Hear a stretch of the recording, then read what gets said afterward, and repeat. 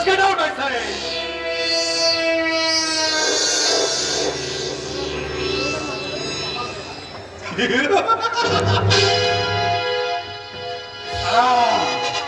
মাঝে মধ্যে কেমন গোলমাল হয়ে যাচ্ছে।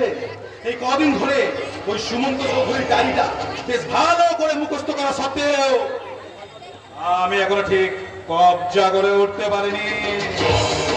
তাহলে তুই ভয় পাবি না রে বললাম মুখার্জি। তোকে তোর বুদ্ধির শাখা বলল বিস্তার করে নিজেকে লুকিয়ে রাখতে হবে ওই সুমন্ত চৌধুরীর পরিচয়ের খোলসে। তাহলে তুই জেনে রাখিস যে একেবারে সারা মার দিয়ে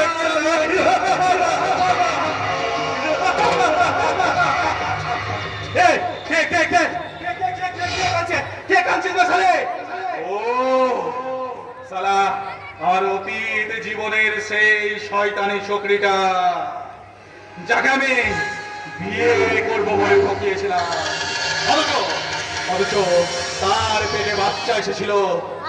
আজ থেকে 10 বছর সেই আগেকার দিনের কথাটা আমার এখনো মনে আছে। আমি সেই গন্ধগায়ের কাশীনাথ ঘোষালের বাড়ির সেদিনের ঘটনা একটু ভুলিনি।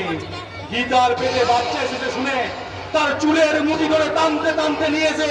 আজ থেকে 10 বছর আগে ওই অরুণাবতী বলেছিল